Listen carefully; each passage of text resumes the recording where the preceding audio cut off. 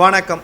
தமிழகத்தை பொறுத்தளவிற்கு திராவிட முன்னேற்றக் கழகத்தின் கூட்டணி 40 தொகுதிகளில் வெற்றியடைந்தாலும் மத்தியில் 272 பெரும்பான்மை இடங்களில் வெற்றியடைவதை உறுதிப்படுத்தாத காரணத்தினால் கூட்டணி கட்சிகளுடன் தற்பொழுது ஆலோசனை நடத்தி கொண்டிருக்கக்கூடிய இந்தியா கூட்டணி மிகப்பெரிய ஒரு அதிர்ச்சியான தகவல் இன்று மாலை வெளியிடப்பட்டிருக்கிறது.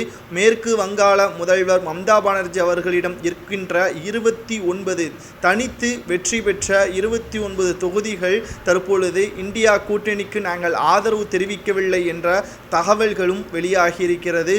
சிவசேனா கட்சி தற்பொழுது நாங்கள் இந்தியா கூட்டணியில் ஆதரவு தெரிவிக்கவில்லை என்று அந்தர்பல்ட்டியும் அடித்திருக்கிறார்கள். இது என்டிஏ கூட்டணிக்கு மிகப்பெரிய ஒரு பக்கபலமாக மாறிவிட்டது.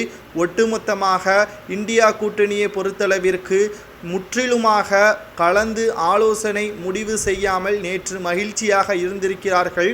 மேலும் ஆந்திரா முதல்வர் சந்திரபாபு நாயுடு அவர்களும் பீகார் முதல்வர் நிதிஷ்குமாரும் தங்களுக்கு ஆதரவுகளை தருவார்கள், மத்தியில் ஆட்சியை அமைத்து விடலாம் என்று இந்தியா கூட்டணி கனவு காண்டு கொண்டிருந்த சூழ்நிலையில் ஒட்டுமொத்தமாக இந்தியா கூட்டணிக்கு மிகப்பெரிய ஒரு எதிர்ப்புகளை தெரிவிக்கும் விதமாக மேற்கு வங்காள முதல்வர் மம்தா பானர்ஜி, ஆந்திரா முதல்வர் சந்திரபாபு நாயுடு, பீகார் முதல்வர் நிதிஷ்குமார் இவர்கள் மூவரும் இந்தியா கூட்டணியில் இடம்பெறாத காரணத்தினால் என்டிஏ கூட்டணிக்கு மேற்கு வங்காள முதல்வர் மம்தா பானர்ஜி அவர்கள் ஆதரவு தெரிவிக்கவில்லை. மாறாக நிதிஷ்குமாரும் ஆந்திரா முதல்வர் சந்திரபாபு நாயுடு அவர்களும் என்டிஏ கூட்டணிக்கு ஆதரவுகளை தெரிவித்ததோடு மட்டுமல்ல, சில நிபந்தனைகளும் வைத்திருக்கிறார்கள். மேலும் இந்த நிபந்தனைகளை பாஜக முன்னிலைப்படுத்தி இவர்களுக்கு ஆதரவுகள் கொடுப்பதாகவும் அவர்கள் கேட்கின்ற கோரிக்கைகளை பூர்த்தி செய்வதாகவும் பாஜக தற்பொழுது கூறியுள்ளது.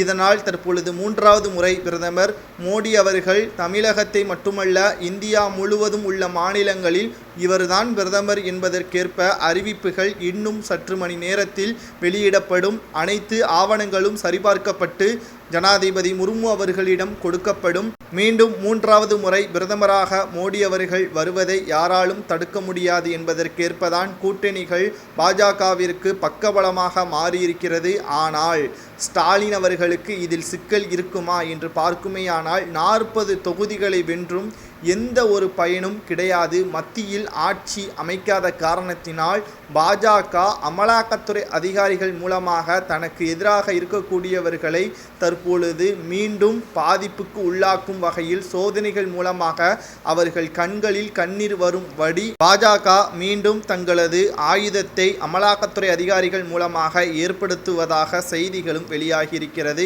இந்தியா கூட்டணியின் பின்னடைவிற்கு காரணம் மேற்கு வங்காள முதல்வர், சிவசேனா கட்சி, நிதிஷ்குமார், சந்திரபாபு நாயுடு அவர்கள்.